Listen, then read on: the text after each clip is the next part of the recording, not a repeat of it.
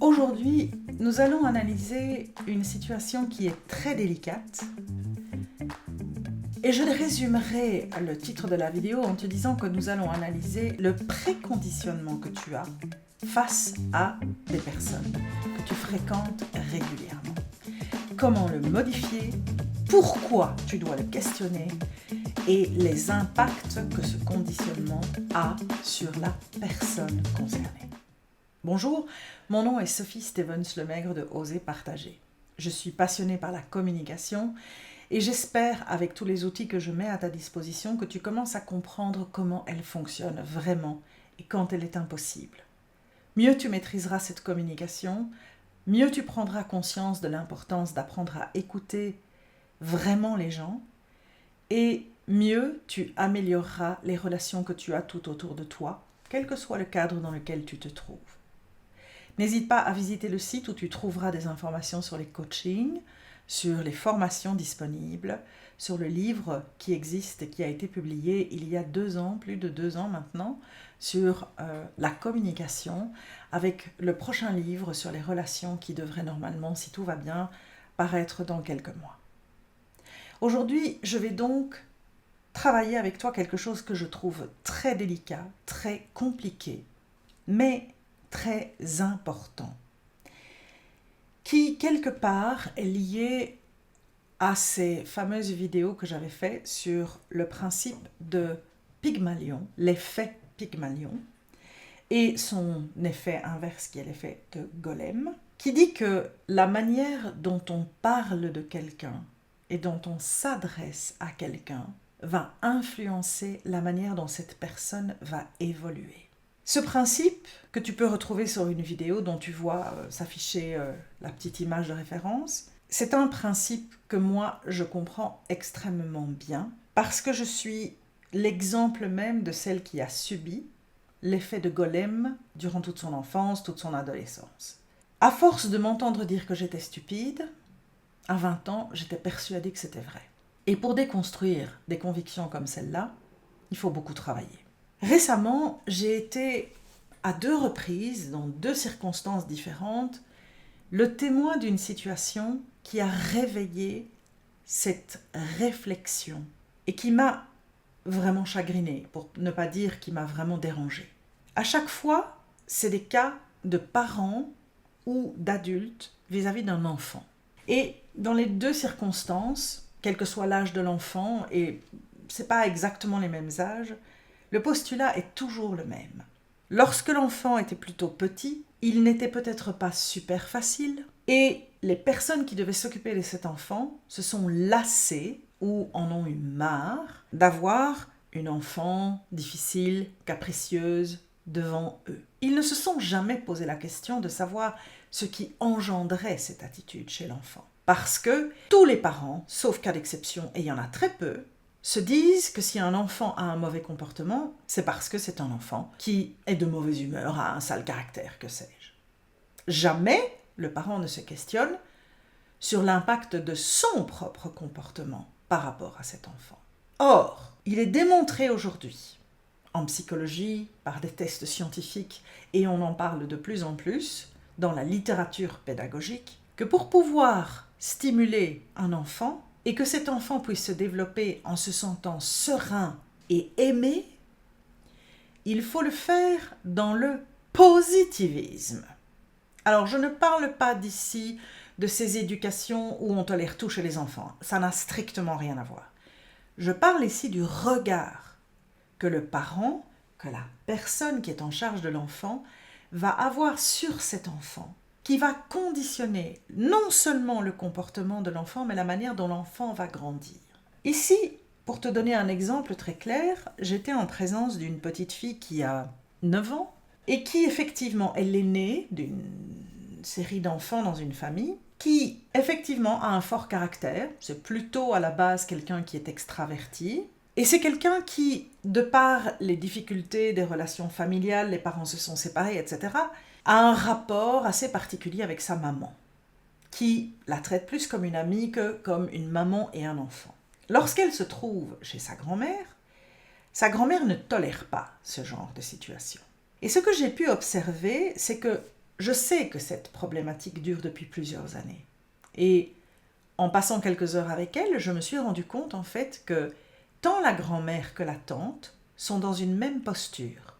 Avant même que cette petite fille ne fasse quoi que ce soit, ne dise quoi que ce soit, ou n'essaye quoi que ce soit, elle est cassée d'office. Parce qu'il n'y aura jamais plus, vis-à-vis d'elle, d'attitude qui présagerait que ce qu'elle pourrait faire serait positif. Et cet enfant se fait constamment reprendre, critiquer, et il est très clair dans l'observation que j'ai pu faire de cet enfant qu'elle essaye tant bien que mal de rentrer dans le moule dans lequel tout le monde veut qu'elle rentre, et puis une fois de temps en temps, parce que une opportunité se présente, sa nature, ses habitudes ressortent, mais elle n'a pas 3 secondes pour les exprimer, qu'elle est de nouveau recritiquée.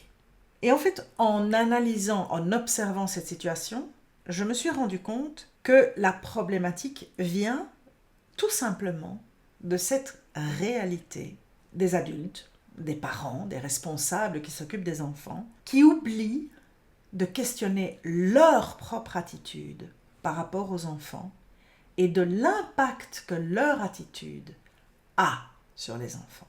Alors, je vais aller un petit peu plus loin dans mon explication, je vais faire de la projection. Quand on est une petite fille qui est constamment critiquée, qui n'a pas quelque part la possibilité de recevoir de l'amour des gens puisqu'elle n'est pas félicitée, elle n'est pas appréciée, on ne lui donne aucun qualificatif positif, on ne la reconnaît même pas quand elle fait quelque chose de bien, ou extrêmement rarement. C'est une enfant en fait qui observe les autres enfants de la famille, recevoir de l'amour, recevoir des compliments, se faire féliciter, alors qu'elle n'en a jamais. Qui plus est, dans l'éternel schéma que je trouve catastrophique, je l'ai appliqué aussi, mais je me rends compte de la manière dont il est dangereux. Elle est l'aînée de la famille, ce qui veut dire que tout le monde lui dit « tu es l'aînée, tu dois montrer l'exemple, tiens-toi correctement, fais les choses correctement, comme ça tes frères et sœurs, tes cousins, tes cousines peuvent te regarder et prendre exemple sur toi », ce qui est un poids et une responsabilité inadmissible. Et particulièrement quand un enfant est encore aussi petit que cela. C'est un mécanisme d'éducation, c'est un mécanisme ancré dans nos traditions d'éducation que je questionne. C'est ma manière d'analyser les choses. Mais cette manière d'analyser les choses, c'est de responsabiliser le parent sur la part qu'il a dans la dynamique négative qui existe entre un enfant et le parent ou le responsable. Croire que l'enfant est par nature méchant, de mauvaise humeur, râleur, colérique, c'est se décharger de sa part de responsabilité dans la relation que l'on a avec l'enfant. Je le répète encore une fois, c'est se décharger de sa part de responsabilité dans la relation que l'on a avec l'enfant. Alors c'est vrai que quand on est préconditionné à être négatif par rapport à un enfant, devoir se dire « je dois être stimulant positivement et je dois le voir avec de l'amour et de la bienveillance » va demander un vrai travail de changement pour l'adulte qui doit faire ça. Mais je te garantis que lorsque tu es capable de prendre conscience de ça et de faire cet effort, en te rappelant, et je t'invite vraiment à aller voir cette vidéo, de l'effet de Pygmalion, qui en fait te donne un petit point de repère phénoménal, qui est que lorsque tu encourages quelqu'un et que tu crois en ses capacités de s'améliorer, cette personne va se convaincre qu'elle en est capable et va te prouver, se prouver et se dépasser. C'est comme ça qu'on élève les enfants les plus forts, les plus ancrés, les enfants qui ont cette capacité de croire suffisamment en eux et en leurs rêves que pour pouvoir un jour choisir la route qu'ils prendront professionnellement, quelle qu'elle soit, en sachant que tu ne dois pas t'inquiéter, tu peux leur faire confiance. Quelles que soient les difficultés qu'ils vont rencontrer, tu sais qu'ils vont pouvoir y faire face. Et personnellement, mes 2 filles sont comme ça. Et c'est juste extraordinaire à observer. Leur capacité de comprendre, de choisir, même des changements parfois violents, de s'adapter, de savoir exactement ce qui est bon pour elles, de pouvoir faire la route qui est la meilleure par rapport à leur choix de vie, par rapport à leur passion, par rapport à ce qui les intéresse. Mais tout ça se construit quand l'enfant est jeune. Et la responsabilité du parent, du responsable qui éduque cet enfant, des personnes avec qui cet enfant est régulièrement, est essentielle. Tu pourras faire un parallélisme à n'importe quel niveau. Si tu as déjà vécu ce genre de choses, si tu t'es déjà vu critiqué de façon constante par une personne, par une direction dans une entreprise, par une personne avec laquelle tu devais faire du bénévolat éventuellement, la personne qui était à la tête d'un magasin dans lequel tu as travaillé quand tu étais étudiant, peu importe l'environnement, ce que je t'explique ne se limite pas uniquement dans certains aspects. C'est une réalité que l'on a autour de nous constamment. Je ne dis pas que tu peux t'en extraire définitivement. Ce que je te demande simplement de faire aujourd'hui, c'est de t'asseoir, de réfléchir aux situations difficiles que tu rencontres avec certains enfants, si tu es en contact avec ces enfants aujourd'hui, éventuellement des situations super difficiles que tu rencontres avec des adolescents, parce que je peux te garantir que quand tu commences à avoir des rapports comme ça, quand tu es avec des petits enfants, enfin ça c'est des grands enfants, 9, 10, 11 ans, lorsque ces personnes deviennent des adolescents, il est garanti qu'il va y avoir des conflits, voire éventuellement qu'il n'y aura pas de respect entre l'adulte et l'enfant et que l'enfant va faire exactement ce qu'il veut, au risque de faire des choses qui pourraient être dangereuses pour l'adolescent. Prends le temps de réfléchir à ça. Et je te dis simplement une dernière chose, et elle est vraiment importante. Tu peux tout changer à n'importe quel moment. Tu peux même changer à l'âge adulte. Tu peux décider de changer ta posture et de ne plus être là, le parent, l'adulte qui donne des conseils à tout le monde et qui croit tout savoir. Tu peux décider, à un certain moment, juste de faire confiance à l'autre et de lui dire que tu as confiance et de lui montrer et simplement d'apprendre quand tu n'es pas satisfait par quelque chose, de lui exprimer en lui demandant de faire attention, en lui demandant. Mais si tu restes sur une posture d'imposition, de domination, ou par principe, parce que tu ne te poses même plus la question, la relation que tu as établie avec quelqu'un est une relation négative, parce que tu n'attends plus de cette personne que du négatif, considérant que cette personne n'est absolument pas capable de faire quelque chose de bien, ça veut dire que tu n'attends rien de bien d'un enfant, eh bien tu vas construire un enfant qui n'aura pas confiance en lui. Un enfant qui va continuellement faire des erreurs, parce que cet enfant est en recherche d'une seule chose, de l'amour et de la reconnaissance. Et c'est à toi, avec cet enfant, de le construire. Parce que malheureusement, tout part de l'adulte qui est le guide.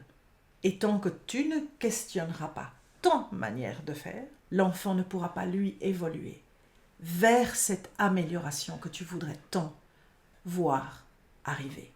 Je t'avais dit que ce serait difficile, c'est pas facile, surtout si c'est la première fois que tu entends ce type de concept. Ce sont des concepts qui sont développés en psychologie.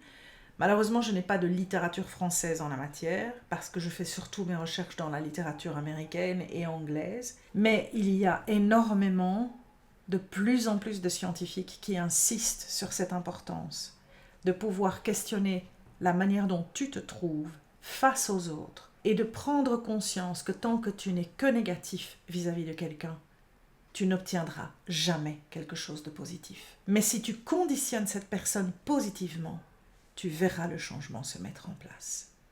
L'effet de Pygmalion.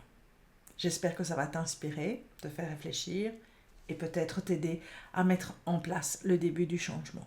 Bonne continuation et à la prochaine fois. Salut!